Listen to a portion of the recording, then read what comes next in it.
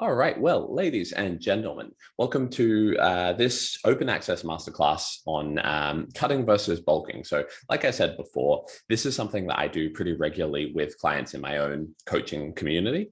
And we try to cover some of those really, really big topics, basically at getting people up to scratch with what I consider to be a base level understanding of physiology. Now, my name's Braden. You may know me probably from the internet as Coach Cadd. I've been a coach for 10 years, and I actually used to teach at the personal training course.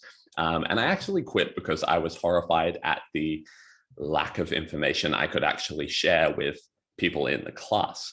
I pride myself on actually getting most of my clients to the point that if they're working with me, I expect them to have good, if not better, understanding than the majority of personal trainers out there, right? Because understanding your body is important. This is stuff that should be taught in basic school. Even I had a conversation with one of my clients the other day, I think it was Peter, about basic budgeting and basic nutrition and physiology should be part of our school curriculum, because it's something that you're going to be stuck with whether or not you want it for the rest of your life, right? And so we're going to go through some stuff here that may be kind of basic for some of you, may be super advanced and mind-blowing for others. But to me, it's important stuff that you should be understanding. And it's one of the reasons, like I said, for my client, Steph, it's about that goal of, okay, well, let's work with you where you're at. Let's work with you where your goals are, but let's also look at taking you through some of these bulking, cutting phases, transitioning through a few maintenance phases, maybe some mini cuts, because once you've gone through that process for yourself, once you've learned the stuff we're going to teach you today, and once you've actually gone a step further and applied it to yourself, you'll be amazed at the flexibility and freedom that can allow you around your own body. Right? One of the main things that cause people to go on these fad diets and rants that everyone's kind of going on these days, looking for the detox pills and all the fads. Part of it's misinformation, but more often than not, it's a lack of feeling of control of your own body. And it's one of the reasons why people are scared of the scales, and why we're so terrified to do anything that's going to potentially affect the scales in a negative way, or perceived negative way, is because we don't have a problem with the scales, right? We understand you're just standing on a piece of machinery. It's that relationship around the feeling that you actually don't know what's going to happen when you step on the scales, right? And that's what scares off a lot of people on their fitness journey. And I think, for potentially the younger guys in the audience who are just trying to put on as much muscle as possible, right? You still want to go through that process with confidence. You don't want to be stepping on the scales. You don't want to be going to the gym and wondering if you're making progress or not. You want to be able to know that every single action you're taking is going to be moving you closer towards your goal. All right. So hopefully today we can get through some of the theory in that. And then at the end, we can go through a few more specific situations, or talk about how you might apply this to you. All right, so goal of today is to cover some key topics. We're going to touch on energy balance. We're going to go through why you should cut in bulk, because that I think is one of the most valuable sections. Then kind of a realistic look and a practical look at what dieting, cutting, maintenance looks like, okay? Because especially in this social media obsessed world, it is very, very hard sometimes to dissociate the ideal, what it's actually like on a cutting phase, what it's like to be lean year round versus those people who are just on a dirty bulk all year. Okay. So I'm going to do my best to go through as much terminology as possible. I find it's really valuable to cover that stuff up front. But if you have any questions, if there's any terminology that I'm kind of overlooking, feel free to drop that in the chat and I will clarify as well. Just so you know, I only have like 30, 40 slides tops, so we should be out of here by midnight or so. Okay, so first of all, we have a calorie surplus. Now, I'm going to use a lot of these terms interchangeably, which might be a little bit annoying for some of you, but also I want to get this up front because you will hear a lot of these terminology used just as people see fit, right? So straight off the bat, I actually got those wrong. So we have a calorie deficit here, okay? We have dieting, cutting, shredding, getting peeled, shredding for stereos. All of those are a calorie deficit. I should have made this one of those link games where you have to draw the string from one to the other. So it's an interactive game. On the other side of things, we have a calorie surplus, and the other terms for that are, bulking, massing, gaining, building phase, off-season phase. Have you guys heard some of these terms before? Just drop in the chat like what your preferred terminology is, what the ones that you kind of come across the most are, just because I will try and make sure that we're kind of comparing those. But as long as you guys get an understanding that a calorie surplus, meaning a surplus of calories, a surplus of energy, is going to be your bulking, your massing, your gaining phases, right? Even in performing this presentation, in writing this presentation, I couldn't decide which terminology I would see more often. So I kind of used all of it. All right, so in that we have the calorie continuum here. Okay, so this is really important to understand that when we're talking about, your bulking phases, your cutting phases, everything's on a continuum. There is not one set number. This is very, very different person to person, and it will be a moving continuum and a shifting target as you go. Okay, so Steph says bulking, cutting, or dieting. Peter says most of these terms are new to me. Awesome. So let me know if you have any questions, but hopefully you can understand the concepts. And Amy says gaining or growth and cutting versus dieting.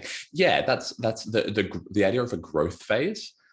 Is a terminology brought in reasonably recently, I guess, to soften that idea, particularly towards females. The idea of a bulking phase is generally not very targeted towards women just trying to put on some muscle or lose some body fat, right? It's about it's generally all those bros stuffing their face with the old school massing, bulking phases. They're not very aesthetically pleasing words. So moving back to this continuum, right, we've got obviously some pretty extreme ranges that this can vary. So we're going to talk about that as we go, but understand that when we talk about like some of the side effects and some of the behaviors that start to come in, they may not happen if you are in a small calorie surplus or a small calorie deficit, right? We're going to talk about some of the things that come from either extreme calorie adjustments or continuous calorie adjustments, right? And that's the reason that I do talk about this stuff, is even if you're,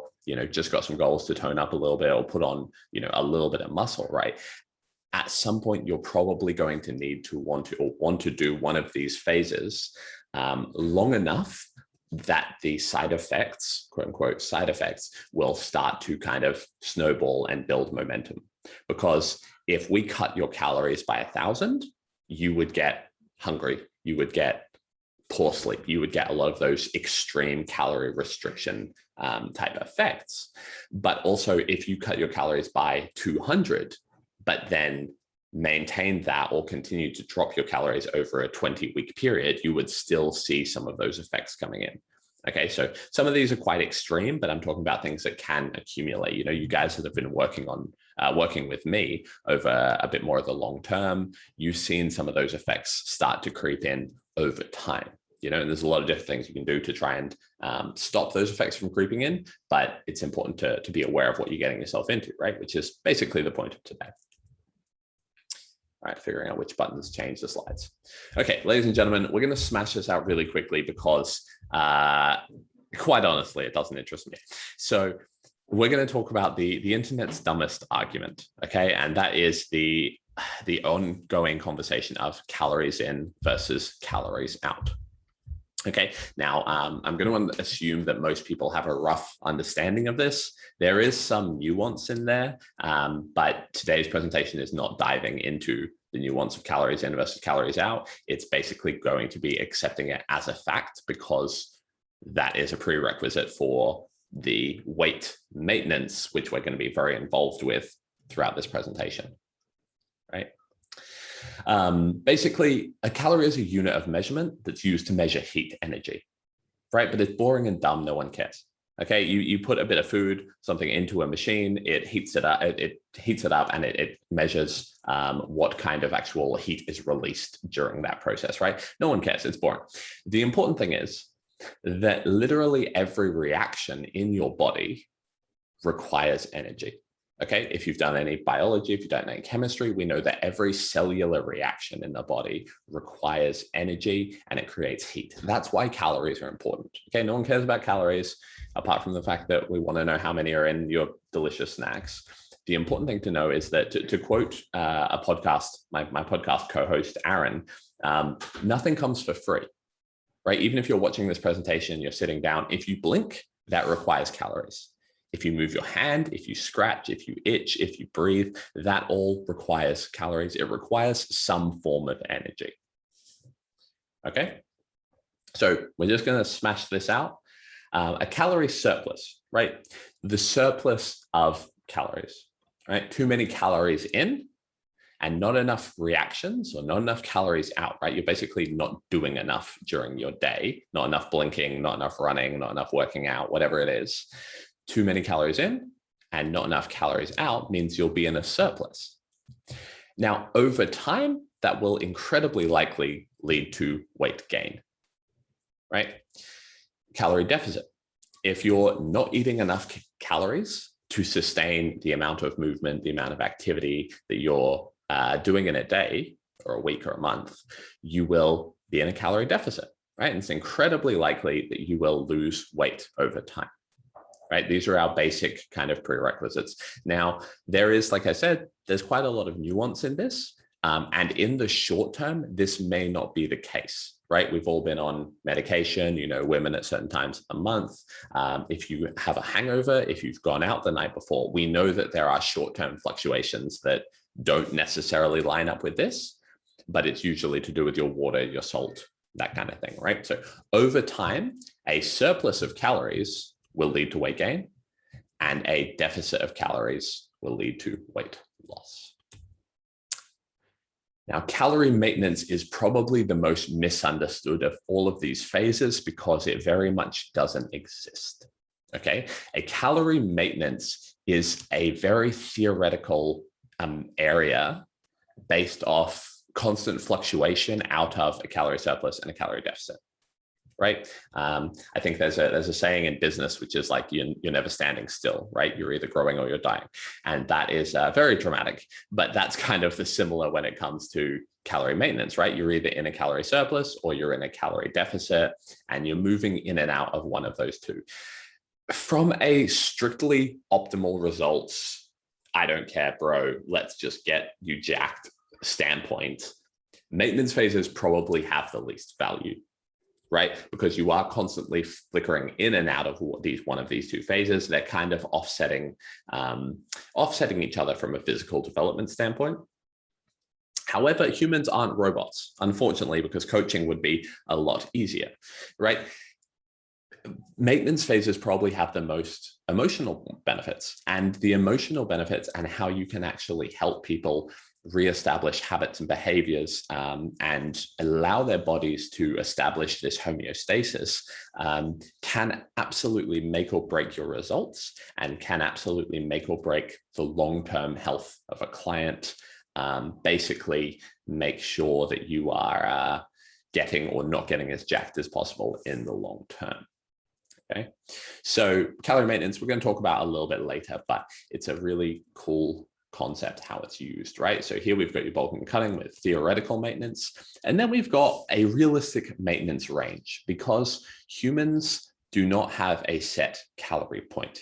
It's probably more like 200 to 500 calories on each side of your theoretical maintenance.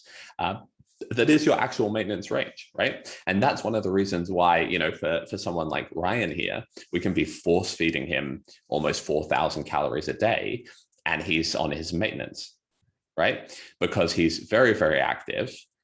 He's a big boy these days. But for him, you know, if he's 300 calories in a surplus one day and then accidentally misses a meal the next day, he's 500 to 1,000 calories in a deficit. That maintenance over time will lead to his body weight staying stable, right? And a lot of people use this, accidentally get into this maintenance range during their weekend, right? So they might be really good Monday to Friday, and then Saturday, Sunday rolls around, they drink, overeat, whatever it is, and all of a sudden they're in a maintenance range, even though for 5 days of the week they've been in a deficit, for 2 days in the week they've been in a surplus. Okay, so this is an interesting conversation from the standpoint of like performance and athletic pursuits, but also from the reality of the situation as well. So this is another one. I'll get you guys to jump into the conversation if you need to. All right, give me 1 second, guys. I'm just going to pause this recording for a sec, because they've jumped for the first time ever. They've wanted me to sign up for paid Zoom. That's really upsetting.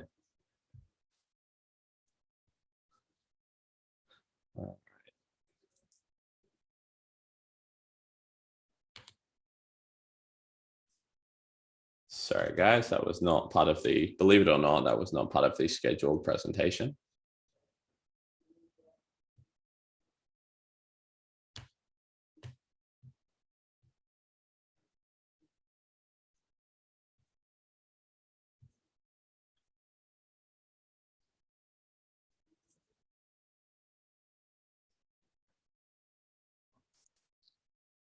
Interesting.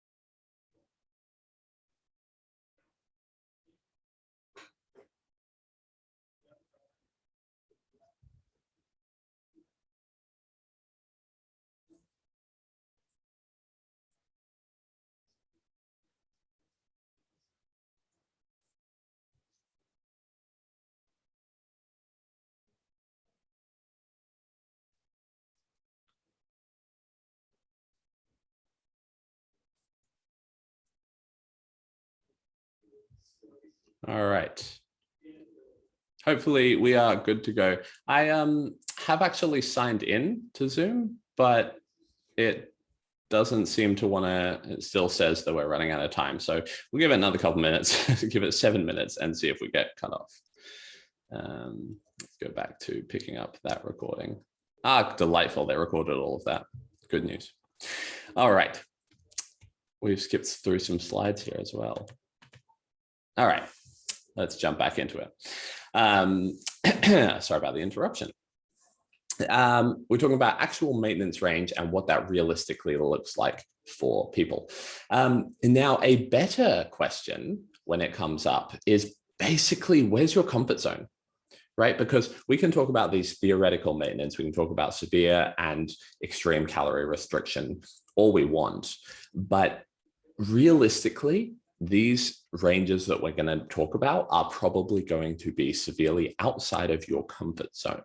And we're going to talk about, as we go through this process, why it's actually important that you are pushing outside of those comfort zones if you are truly trying to get the best body you can. Again, if you just want to look a little bit better, if you're not really too worried about how fast the results come, how aggressively you push outside your comfort zone will be a personal decision. But if your goal is to really experience, what you're capable of, and really actually push for the best results in the fastest time, you will probably have to push outside of your comfort zone, which by definition makes it uncomfortable. All right.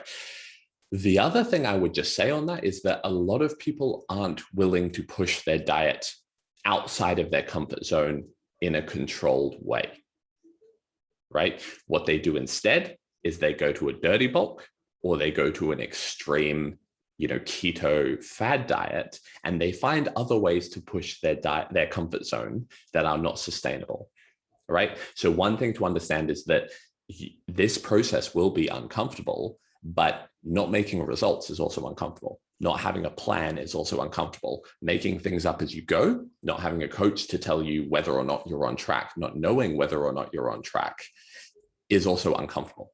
All right. So for every decision, there is a cost. Now, go on to your principle. Understand that for most people, body weight is actually the least important side effect of these calorie equations for health.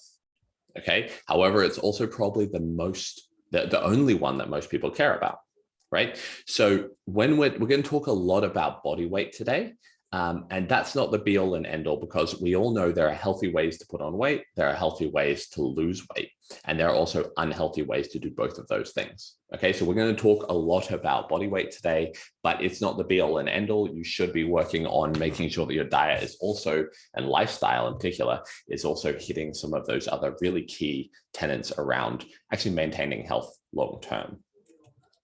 All right, cool. Now, first of all, is lean bulking an option? Now, there are terms thrown around out there on the internet called gaintaining, main gaining. I like to go with lean bulking because I refuse to engage in puns of that low quality.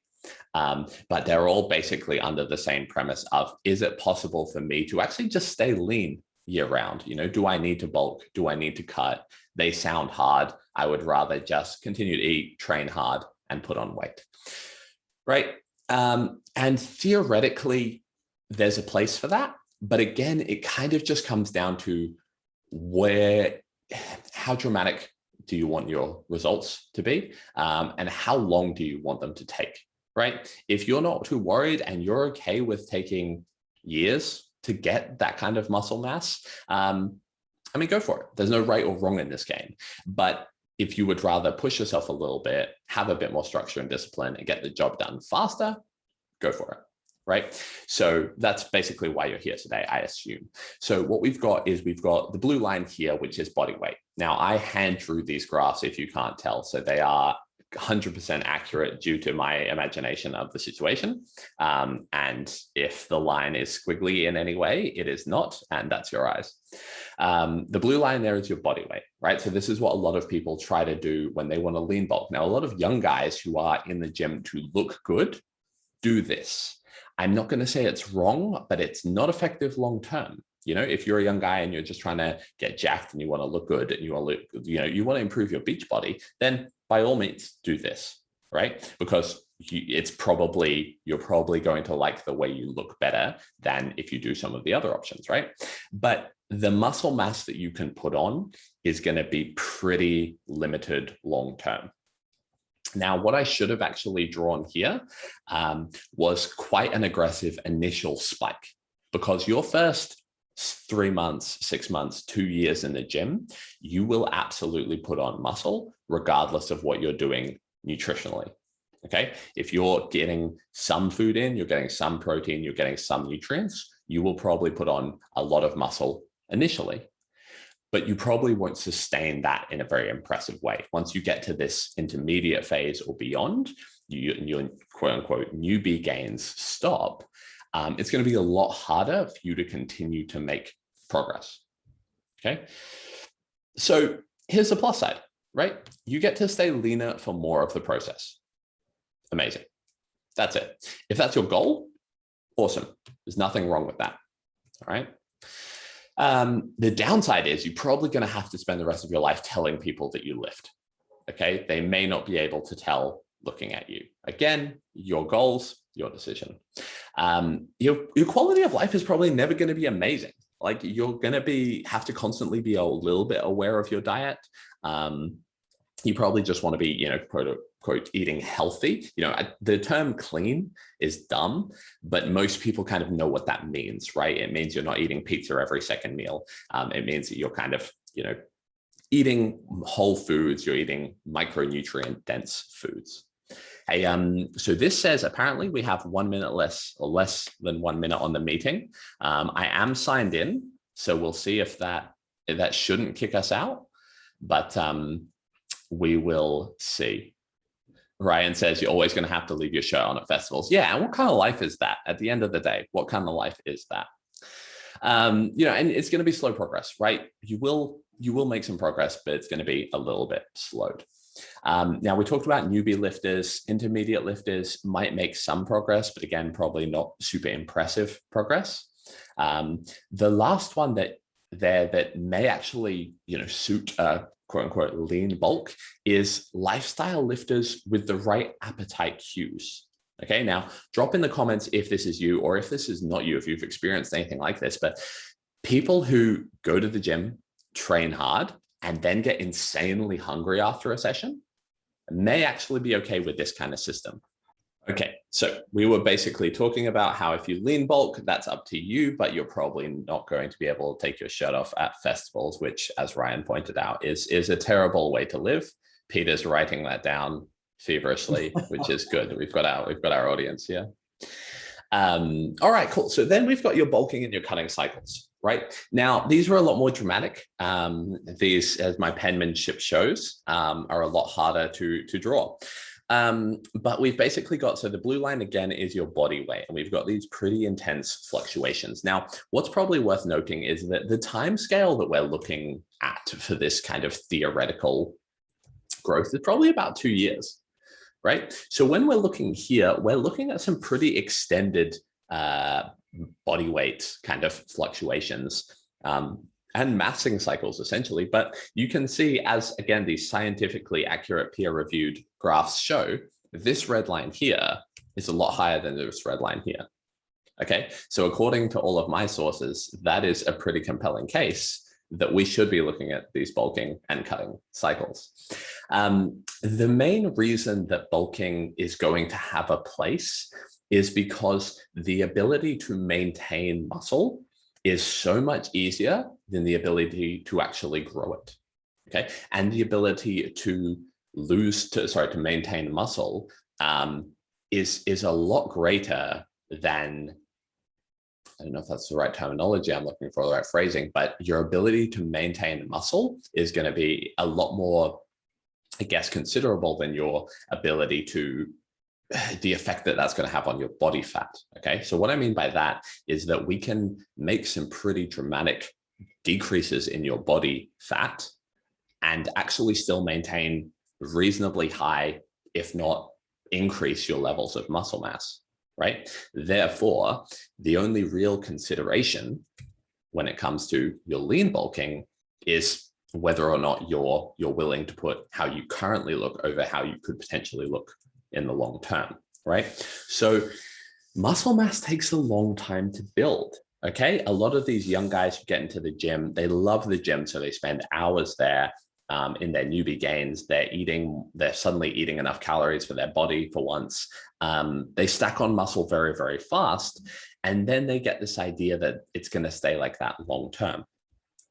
Sometimes that happens for women as well. In my experience, I've had some women come to me and say that I put on muscle very, very fast. And they actually get scared away from lifting weights because of that.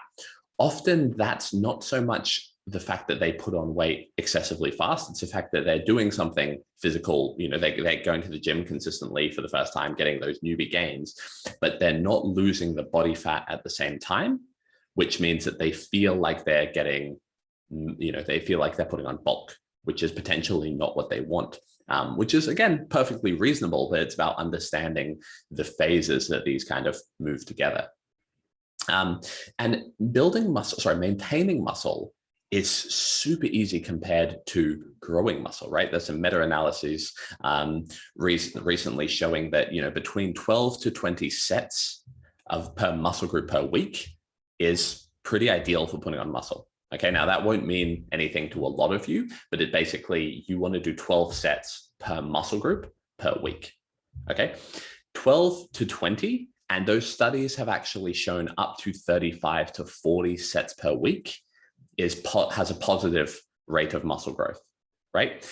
So if you want to grow your quads or your biceps or your butt, you can theoretically train your butt or your biceps up to 40 sets per week. Now, that is a logistical nightmare, right? No one has time for that, but you can do it and you can continue to grow, right? Now, maintaining muscle is closer to 8 sets per week. right? And that's a pretty severe difference. That's one of the reasons, once you really wrap your head around that as a concept, don't worry about the theoretical numbers. The important thing is that 40 sets is a lot, 8 sets is not much, right? If you were doing bicep curls, 4 sets twice a week, that's your maintenance, right? That's probably not hard for most people to do. 40 sets a week is a bit of a nightmare, right? But that's one of the reasons why you guys that are stuck in lockdown should have a pretty optimistic view, because maintaining muscle just requires a pretty consistent stimulus on the muscle, okay? No, it's probably not going to be super easy for you to stack on muscle the way you would in your gym, but maintaining muscle is a much easier task, okay? So hopefully that's a little bit more uplifting for you. Be a hard reality if I came on here and told you you're all wasting away, but you're not. Right, the VBs probably don't help, Ryan, but as long as it's tracked. So losing fat is a simple process, right? It's not necessarily easy, but it's a very, very fast process when things are going to plan, right? If you've got a coach or you're following a system, if you've got the education, you've dieted a few times before, you know what you're doing, you can lose weight very, very fast. You can lose body fat very, very fast. And your ability to maintain muscle through that process will not be compromised. Okay, so just some rough numbers there, right? If you're a 80 kilo male, something like that, you can put on a kilo a month during your massing phase. That's not a lot, but that's a pretty consistent rate that we'd like to see for a massing or for a bulking phase, right? Now, theoretically, you could lose about a kilo a week on a dieting phase. Okay, that's 4 times as long, 4 times faster, right? And considering that you're going to hold most of, if not all of your muscle during that process, that shouldn't really be a massive consideration in your yearly plan. Okay, so hopefully with that context, we can come back to this graph and we can see why we're looking at slowly increasing that body weight over time. Now, notice that first, increase of your body weight might still be a few months. That still might be 4 months, maybe 6 months. Okay. But then realistically, the fat loss across that next little drop shouldn't be anywhere near as long as that. Right.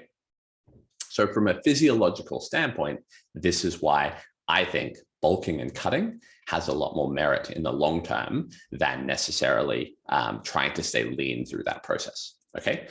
Keep in mind, there's a psychological component, which we'll also dig into. All right. So the grass is greener where your comfort zone is. Let's talk about the ends of the spectrum. Bulking is right. More calories, more fun. That's true for a little while. Okay. Now drop into the chat or, just metaphorically put up your hand, because I know a lot of the people watching this on the replay are also going to have been here. More calories is only fun for a little while. Right? Anyone who's going through that process of having to maintain a rigorous eating schedule, if you miss a meal, it's physically impossible for you to catch that back up. The amount of times that I've sat there staring into my bowl of rice and almost cried it's a lot, right? If it's 11 o'clock, you haven't finished, you're 1 meal behind at 11 o'clock, you're not going to be able to make that up, right? There are downsides to bulking, but we're going to talk about that a bit more in a second, right? On the plus side, you've got more calories, you've got more flexibility. You can probably engage in more social activity without being held back by that. I know a lot of people are good at not making their social events necessarily around food, but at the end of the day, we're humans, we're social creatures. We like to eat in a group environment. You like to go out for Japanese, right? These are important things that you probably can't do as much on a dieting phase. You're probably going to increase your calories in the form of carbohydrates, because fats probably don't have the same muscle building benefits that some protein does and some carbs do. But also carbs are not as fun as you might think, which we'll talk on in a second. I know a few people will be shocked to hear that. When it comes to protein, interestingly, you still want your protein to be quite high, right? 2.2 grams per kilo of body weight is generally about the lower end of the threshold, or 2 grams per kilo is about the lower end of the threshold for athletes. And I say athletes, people who are engaging in weightlifting, because you'll need that kind of stimulus. But your protein is probably not going to be super high in a massing phase, because you can also have the excess calories, the excess carbs to help stimulate muscle protein synthesis, right? So the other macronutrients also help retain muscle, build muscle, okay? On the plus side, your energy will be up, your sex drive will probably be up, and you're probably in a good place to hit some personal bests. You know, you can jack up volume in your training, you can do a lot of sets, you can do a lot of reps, and you'll probably feel good after, you know, not too long, providing you're following a good structured plan. The benefits of preferential muscle maintenance, right? If you're in a hard calorie surplus, or if you're in a meaningful calorie surplus, it makes it very hard for you to lose muscle, right? One of the reasons that overweight or obese populations are able to go through some pretty massive weight loss and often end up completely jacked from that process is because the extra muscle mass of their bodies combined with the excess fuel stores means that it's actually very hard for them to lose muscle during that process. Okay. If we have time at the end, actually, we can talk about some of the weighted vest experiments, which are ongoing at the moment, which are very interesting in some of those concepts. But basically, if you're in a calorie surplus, it's very hard for you to lose muscle, right? I'm not saying necessarily go into a calorie surplus while you're in lockdown, but those of you who are in lockdown, if you're putting on some extra weight, it may not be the end of the world, okay? Or again, gym bro, all I care about is maximum muscle. So your opinions don't matter. How you feel doesn't matter, as long as you're getting jacked through that process. I'm joking. Now, so think less about building muscle, more about limiting muscle breakdown, right? So I put this in there for the fucking nerds out there, myself included. I tried to find a more sexy way of putting that, but I just couldn't. It's a boring sentence. But testosterone, IGF-1, mTOR, all of these things, even the drugs that a lot of elite level bodybuilders are taking, actually don't serve as big a role in building muscle as we think they do. What they do is they limit the amount of protein breakdown, right? So every time you do a bicep curl, you're going to get some protein synthesis and some protein breakdown. The balance of those two is going to decide whether you get bigger or smaller. If you're eating enough protein, if you're eating enough calories, it's probably going to get bigger. But if you're taking some of those drugs, or you've got a lot of those hormones in your system naturally, as most of us do, that will limit the amount of protein breakdown. So this is a really interesting topic for only me, so I won't dig into that too much.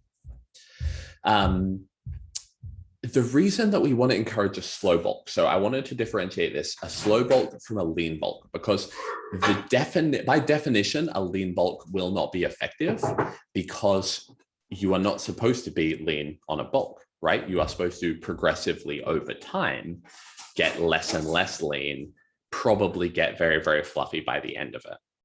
Okay, so if you're trying to stay lean through a bulking phase, you're doing it wrong. If you're trying to bulk slowly, you're probably doing it right. Okay, and the reason we want to do it slowly is because building muscle is a signal-based process. The two main signals that you can send to your body is having enough calories, all right? It doesn't need to be a lot of calories. It basically just needs to be not in a deficit, all right? Because as soon as you're in a deficit, certain things change from a hormonal system, from a muscle development energy system. You just need to have a surplus, which means you should pretty consistently, very consistently be putting on a little bit of weight. From a mechanical tension, which just means training, right? Mechanosensors, when you do a bicep curl, your body turns that physical stimulus into a neural stimulus and promotes the signaling that will hopefully then result in building muscle. Now, there's ceilings on how effective both of these things are, okay? So we want a slight calorie surplus. Again, having an extra 2,000 calories a day is not any better necessarily than putting on 200, than having an extra 200 calories per day, okay? 35 sets of curls is not necessarily better than 12 sets per week, right? So there are ceilings to these processes. As long as you're hitting that minimum threshold, you're probably okay, right? Which is why we want this process to be as slow as possible, right?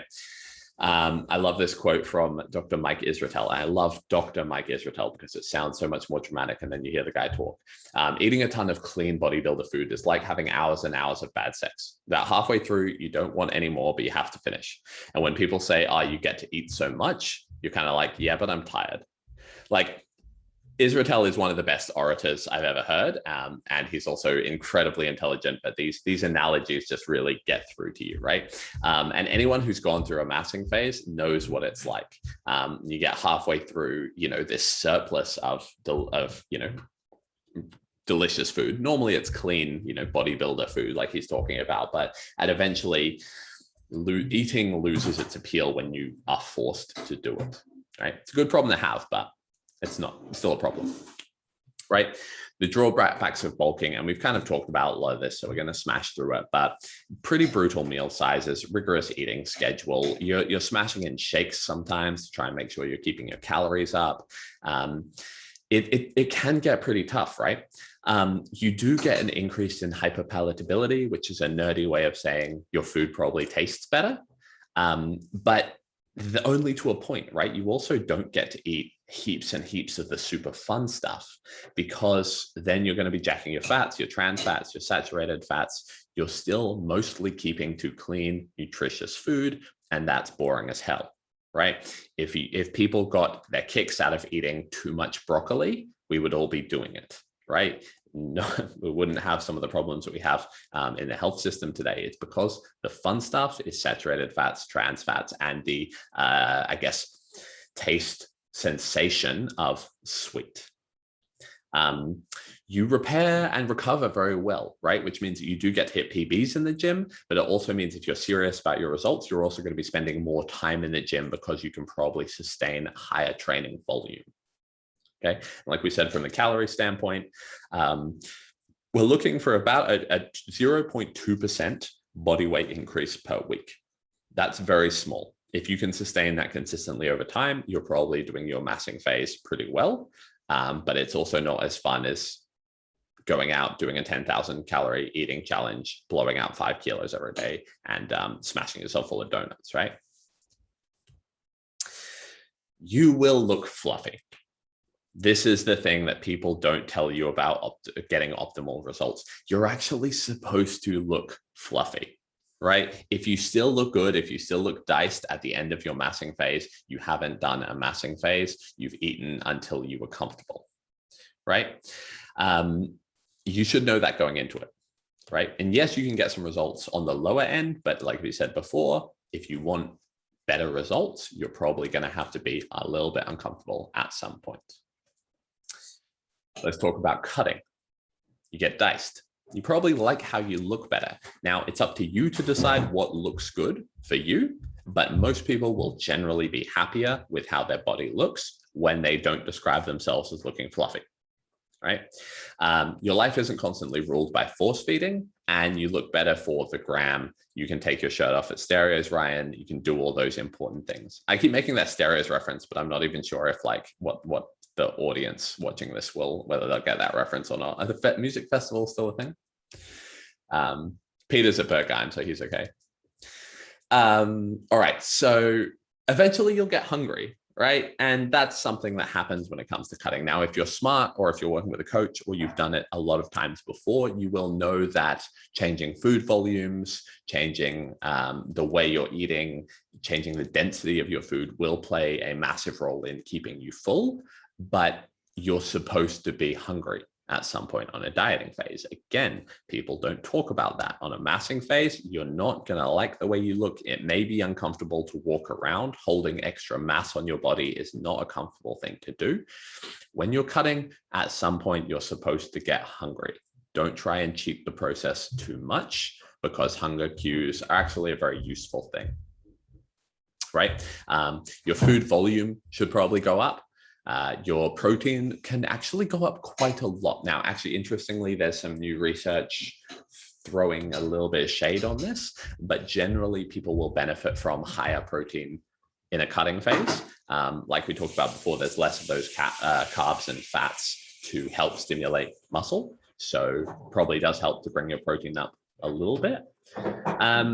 And it depends on the person, but generally your social life flexibility won't be great. Either you will change things so that, either it will limit your options. You can't go out with friends for dinner anymore. You can't have a couple of glasses of red wine. You can't probably have the vodka Red Bulls you were planning on having. But for other people, just being in a calorie deficit will make some more emotional changes where you actually don't want to go out as much. Right. So that is one thing to consider, whether it's the psychological or the emotional changes can be very different person to person. Ryan says vodka soda only, and you can tell he's a client. The decreased movement, right? This is a big thing. I've got a whole podcast on this, so I won't dive into it, but basically you will probably move around less. And this is one thing that holds people back. If you believe in starvation mode, or you believe that dropping your calories too low can stop you from losing weight, I have a podcast you can listen to because it doesn't exist. You will not drop your calories too low that it stops you from losing weight. However, you will probably move around less when you're not eating much, right? The body, to a degree, like if you're in an extreme comp prep, have you ever, I don't know if you guys have been around people who have done comp preps or not, but people look dead inside, right? And one of the reasons for that is because your body will get to a point where it will literally down-regulate your facial expressions, right? And that is a really weird thing. And it's something that your body does as a protective mechanism as we go through, right? Did I skip a point there? Because, yeah. And you drop in recoverability, right? So potentially decreased libido, either because you're angry all the time, or you're angry at your partner, or whoever's dieting the most is angry at you. That can affect your sex drive. But also, if you've got less energy to move around, you probably got less energy to invest in chasing girls. Again, Ryan. And you've got a drop in recoverability. You've got your training intensity will probably need to go down, or your training volume will definitely need to go down. In extended, now I want to be very, very kind of nuanced here. In extended diets, you will probably get some physical drop in strength and volume especially. However, I find that 80 to 90% of those drops for most people is psychological. So don't let this nocebo you into thinking as soon as you're in a calorie deficit, as soon as you haven't hit your pre-workout meal, you're going to be weaker during that session. That's not the case. But if you feel like shit, you'll probably train like shit. So if you're not hitting your food, if you're in a calorie deficit over time, you'll probably feel worse and you won't train as hard. And in the long term, it can affect sleep. I know my other client, Nick, has had some of those issues recently where we've been dieting for such a long time that it's starting to affect his sleep quality. There are strategies you can put in to prevent that. Okay, moving on. The biggest reason that we don't want to spend too long cutting is because there is less potential for maximizing muscle. Now, hypertrophy building muscle is still a signaling process. So as long as you're hitting your protein, as you're hitting a minimum calorie threshold, and as long as you're training hard, you can still put on muscle, right? But like we talked about, it's a long process. So if being in a calorie surplus gives you an extra 2, 5, 10, 20% muscle after each workout, that's going to add up, right? It is hard to build muscle anyway. If it's going to take you a year to put on a significant amount of muscle, you don't want to spend any time really potentially holding yourself back from doing that. All right. Training hard and smart on an intelligent program that you can recover from, which is crucial. If you're working with a coach, they should be constantly assessing your recoverability because that is a crucial marker, particularly during a dieting phase. Hitting a minimum protein threshold. So again, it depends on the person, but generally 2 grams, 2.2 up to probably 3 is a pretty rough guide for people who are training hard. And, again, as a gym bro, it's hard for me to say this sometimes, but actually being healthy probably helps. Managing your stress, getting enough sleep, taking in enough water, all of those things are definitely going to help you put on muscle and maintain muscle during your cutting phase. All right. I got my order right this time. Good. I pulled it together. A calorie surplus, you've got better training quality. No one can tell because you're fluffy. You're probably wearing your oversized joggers, that kind of thing. If you know how to pose, that's where you take all your booty shots for the gram. Your quality of life is probably going to be better when you're not crying into your food. So it does have its ups and it does have its downs. A calorie deficit, you probably feel like a giant bag of dicks. You can't socialize like you used to, but maybe you look like a Greek god, right? So where your priorities are for this is going to depend on you. There are some people who don't really care about their performance. They don't really care about making the long-term progress as long as they look good now. Other people just want to make sure that they're progressing in the long term. And they're kind of willing to, play around with some sacrifices now, maybe hold a little bit higher body fat if it means looking better further down the line. Okay. So what about maintenance? Maintenance phases do have a massive role in long-term physique development. Like we said, they're great in theory. They're not real, but they're great in theory. Okay. The primary benefit of a maintenance phase is to cement positive behaviors, habits, and emotions around eating. Okay. I cannot overstate this. For the majority of the populations, your maintenance phases, at least to me, my approach with managing maintenance phases is usually around a client's behaviors and the language that they use, more than it is about numbers of how long they've been in a dieting phase, how long they've been in a massing phase, right? At certain points through the year, it is probably good to implement maintenance phases to cement, behavioral changes and to quote unquote lock in your gains, right? Physiologically, it doesn't really exist, but it's a long conversation. It's worth doing, right? If you've done a massive bulking phase, you've gone on for 4 months doing that. Whether or not you decide to jump straight into a dieting phase is going to largely depend on how your body's responding, right? If you physically hit the maximum amount of calories that you think you can get, or you're up to, 25% body fat and probably shouldn't go any more than that, then it may be worth going more or less straight into a dieting phase. But if you've gone hard into a dieting phase, then the decision to then switch immediately straight back into a calorie surplus is probably not going to make much sense, right? You probably spent a little while working on developing these behaviors, emotionally coming to terms with, how do I deal with these hunger cues? How do I deal with my lifestyle? How do I feel about my body? Do I like how I look at this phase? And then for you to switch around and then suddenly start jamming calories back in probably isn't a great long-term strategy. Okay, so personally, I don't have any real hard and fast rules around maintenance phases. I like to use them more at the end of a dieting phase because I find that's where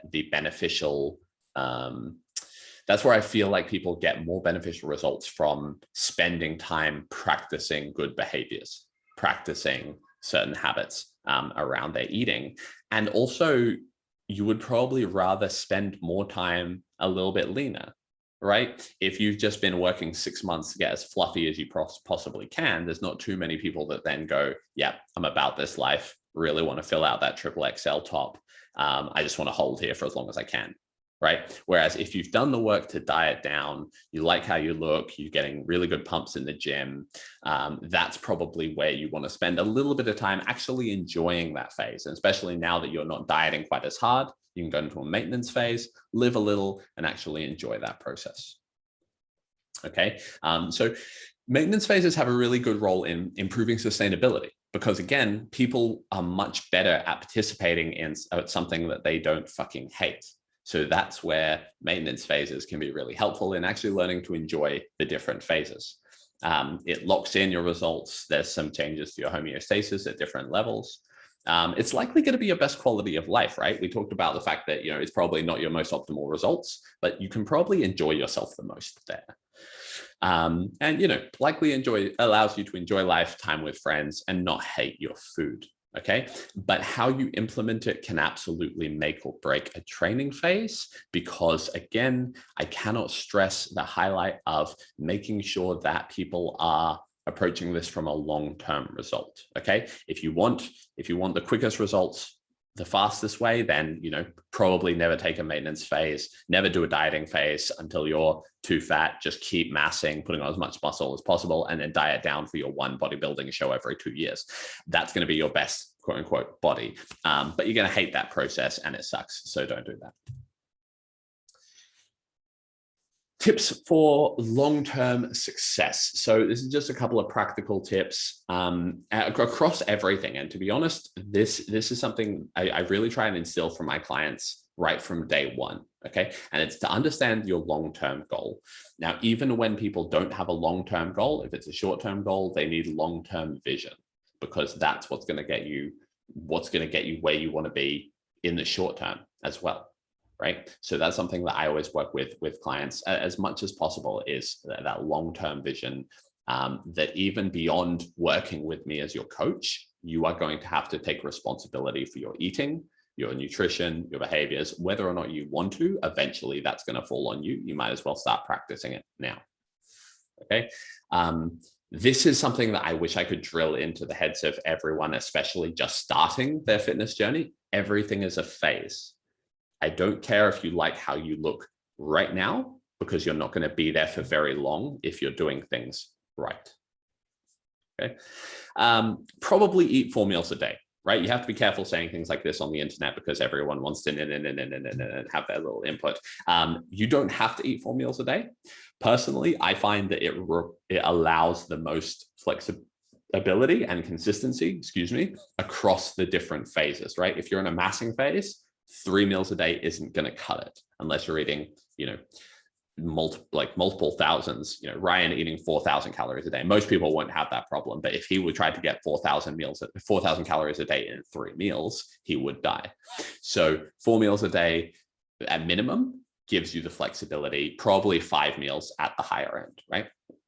And when you're dieting, 4 meals per day probably allows you to play around with portion sizes, and it allows you to kind of maintain your eating consistency without feeling like you have to fight 6 or 8 hours of no food before you can get your next meal in. Like I said, get used to being uncomfortable. Everyone loves the idea of doing something cool until you realize that if you were going to be the person that would do it now, you would have already done it, right? Literally anything you want to do is going to have to stretch a little. It's going to be uncomfortable. But again, understand that not doing something is also uncomfortable, right? And the last one is, wherever possible, surround yourself with people who get it. This can be hard, but that's where the internet, that's where coaching communities, that's where social media can play a really positive role. Right? We're just going to smash through these, and then we're going to get into the Q&A. So bulking will likely be the majority of your training year. If your main goal is to put on as much muscle as possible to look as good as you possibly can in the long term, the majority of your training year should be in a bulking or a massing phase. Now, with that said, the slower you bulk, the more effective it will be, the better you'll look during that process, and the better you'll look at the end of it. Okay, a bulk should be slow and take 3 to 4 times longer than a cutting phase. If you're spending a significant part of your year in a cut and you are not prepping for a show, you're gone done fucked up, right? You should not be dieting for the majority of your time. It's a little bit less healthy. I didn't tell you one of my stories about that, but basically it's a bad quality of life, and it's not conducive to long-term progress, right? A lot of young guys, a lot of young girls do that to themselves, spend too long in a cut when realistically they've got nothing to cut. You will want to end the phase early, right? If you're running successful cutting and bulking phases, when it gets uncomfortable, you're going to want to stop. You're going to want to go into the other phase. You're going to go, you know what? I've put on probably enough body fat. Now I'm ready to cut. Or, I'm lean enough. Now I'm ready to start eating some more calories. That's natural. It's also not necessarily the right decision. That's why it's important to have a coach or someone external you can talk to that can give you an objective look on, you know what, this is probably, you should probably keep going for another 2 weeks, 3 weeks kind of thing. The tips I would give you, so if you're taking notes, write these down because I think these are crucial long-term. These are really handy tips. They're just little easy carry away ones. So understand food hyperpalatability. Now, for you guys that are working with me, I don't know how many of you have read it, but I put an article that I wrote in the group about hyperpalatability. And so understanding the palatability index and how to make your food taste better, basically, or how to downregulate the taste of your food and what effects that will have on your dieting is crucial. Okay. You guys are my clients again, will know that setting alarms is one of the best things you can do. It's really annoying and it stops your coach from having to check in. But setting food alarms to make sure that you're eating 9 a.m., 11 a.m., 1 p.m., 4 p.m., whatever it is, can make such a big difference because, you know, anyone who's gone through a massing phase knows that there's nothing worse than missing a meal and having to try and make up 2 meals at once. The other thing that people automatically start doing is generally eat with a big ass bowl and a big ass spoon. Speed of eating is also your friend. It's not necessarily healthy, but sometimes you got to do what you got to do. Right. And the last one is you will look fluffy. That's the point. You've got goals to hit. If you decide to engage in a massing phase, it's because it is conducive to your long-term goals. Do not lose sight of that. And cutting is famously unpleasant, but it doesn't need to be because it's a skill, right? The people who are able to stay lean year round or are able to stay leaner year round do that because they're literally just better at dieting. They're better at the skill of dieting. They know which foods fill them up. They know which foods they can enjoy long term. A lot of the time it's because they have an eating disorder because they're on social media, but that's a different thing. But it's a skill, right? Knowing which kind of food choices, understanding food density and palatability can play a massive role in how you lose weight. It's amazing how hard dieting can be versus how hard it needs to be, right? And I promise you, because I've done all variations of it. You know, aim for the maximum calories you can lose weight on. That's a really big one. Your goal is to not eat the minimum, it's to eat the maximum and hit your goals. That is also really crucial in making sure that you're maintaining muscle and making sure that you're getting enough micronutrients, macronutrients to actually live and be a real human. The last one is delete Uber Eats, you fucking idiot. If you're trying to diet and you still have Uber Eats on your phone, you are making your life hard. Unfollow those food pages you have on Instagram. During my dieting phase, I started a food blogging page. I'm not even one of those people. I'm not that interested in food, but I was just excited about the idea of looking at food, right? Your brain will play games with you. If you still have Uber Eats, something like that, easy access food on your phone, you're doing yourself a disservice. And lastly, there's my little smiling mug. Bulking, cutting, and maintaining are all crucial parts of obtaining your ideal physique, but learning how to transition across them is where you make sure that you're going to put on the maximum amount of muscle, get the most amount of results, not only this year, but learn how to actually establish those phases long term. Like I said, one of my goals with all of my clients is to make sure they know how to do a dieting phase, they know how to do a massing phase, they know how to transition between the two, because this is going to happen to you whether or not you're a willing participant in the process. Time goes on, you will eat too many or too few calories, and knowing how to adjust for that is crucial, whether or not your goals are physical, getting jacked in the gym, just looking your best, or maintaining long-term health. All right, so make sure you've got that big picture thought, and you also know how to break it down into small daily actions.